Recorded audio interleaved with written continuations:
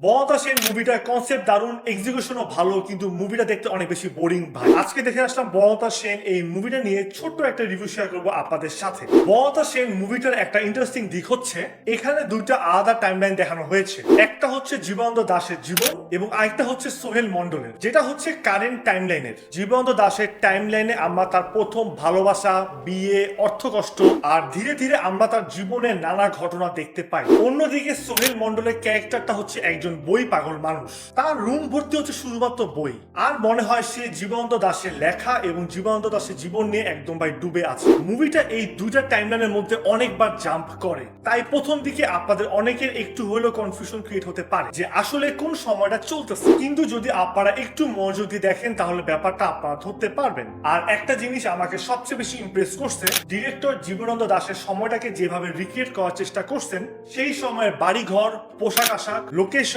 পুরো এনভায়রনমেন্টটা দেখতে অনেক বেশি অথেন্টিক লাগছে। সত্যি কথা বলতে স্ক্রিনে দেখতে আমাদের কাছে মনে হয়েছে যে যেন আমরা ওই সময়টাতে আবার ফিরে চলে গেছি। এই দিক দিয়ে মুভিটা আমার কাছে অসাধারণ লাগছে। এখন যদি বড়তা সেন মুভিটার পজিটিভ দিক নিয়ে আপনাদের সাথে কথা বলি, শুরুতে বলতে হবে মুভিটার ভিজুয়াল নিয়ে। স্ক্রিনে যে দুনিয়াটা দেখানো হয়েছে সেটা দেখতে ভাই এক কথা অনেক বেশি সুন্দর লাগছে। অনেক ফ্রেম আছে যেগুলো দেখার পর আপনাদের মনে হবে যে যেন ভাই পেন্টিং দেখতেছি। সিনেমাটোগ্রাফি, কালার গ্রেডিং এবং ব্যাকগ্রাউন্ড মিউজিক সব মিলে মুভিটা একটা আলাদা ভাইব ক্রিয়েট করছে। অ্যাক্টিংও আমার কাছে এখানে বেশ ভালো লাগছে। নাবিলা, খায়রুল বাশা, সোহেল এবং মোমো সবাই না নিজ নিজ জায়গায় এখানে ন্যাচারাল অ্যাক্টিং করছে। কেউ ওভার দ্য টপ অ্যাক্টিং করছে বলে আমার কাছে মনে হয়নি। ডিরেক্টর মাসুদ হাসান উজ্জ্বলও এখানে খুব আলাদা ধরনের একটা গল্প স্ক্রিনে নিয়ে আসার খুব ভালো একটা চেষ্টা করছেন এবং সেই চেষ্টাটা অ্যাপ্রিসিয়েট করার মতো অবশ্যই। তবে হ্যাঁ ভাই, বড়তা সেন মুভিটা কিছু নেগেটিভ দিকও আছে। মুভিটার মেইন আইডিয়াটা আমার কাছে অনেক বেশি ইন্টারেস্টিং লাগছে, কিন্তু সমস্যা আমার কাছে মনে হয়েছে গল্প বলার ধরনে। মুভিটা অনেক বেশি ভাই ধীরে আগায় এবং অনেক জায়গায় এমন ভাবে গল্পটা বলে যে সবকিছু ভাই সহজভাবে ধরা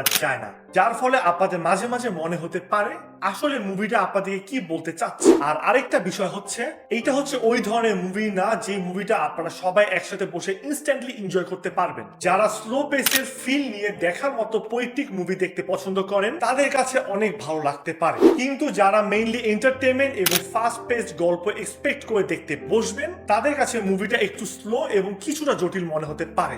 সব মিলে বড়তা সেন আমার কাছে ভিজুয়াল, অ্যাটমসফিয়ার এবং পারফরমেন্সের দিক দিয়ে বেশ ভালো একটা প্রজেক্ট বলে আমার কাছে মনে হয়েছে। তবে হ্যাঁ ভাই, এই মুভির স্টোরি টেলিং স্টাইলটা সবার সাথে কানেক্ট ফিল নাও হতে পারে। এই মুভিটা দেখতে বসার আগে এক্সপেকটেশনটা ঠিক রাখা অনেক বেশি দরকার। বড়তা সেন মুভিটা অনেক জায়গায় খুব বেশি স্লো ভাই। এরকম আরো অনেক সিন আছে যে সিনগুলো একটু শর্ট হলে দেখতে আরো বেশি এনজয়েবল হতো। মাঝে মাঝে মনে হয়েছে গল্পটা সামনের দিকে না গিয়ে একই জায়গায় আটকে আছে ভাই। তাই আমার পার্সোনাল ওপিনিয়ন হচ্ছে বড়তা সেন হচ্ছে টেকনিক্যালি অনেক স্ট্রং একটা মুভি, কিন্তু সুন্দর ভিজুয়াল দিয়ে তো শুধুমাত্র একটা সিনেমা ধরে রাখা যায় না, দর্শককে গল্পের সাথেও কানেক্টেড রাখতে হয়। ওই জায়গায় আসার পর আমার কাছে মনে হয়েছে মুভিটা একটু পিছিয়ে গেছে। তাই যদি আপনারা কেউ আমাকে জিজ্ঞাসা করেন, আমি বলবো বড়তা সেন মুভিটার কনসেপ্ট অসাধারণ, দেখতেও ভাই এক কথায় অসাধারণ, কিন্তু ভাই এন্টারটেইনমেন্টের দিক দিয়ে আমার কাছে একটু ভাই বোরিং লেগেছে। বড়তা সেন মুভিটার রেটিং যদি আপনারা পার্সোনালি আমাকে জিজ্ঞাসা করেন দেন আমি আপনাকে বলবো 6.5 আউট অফ 10।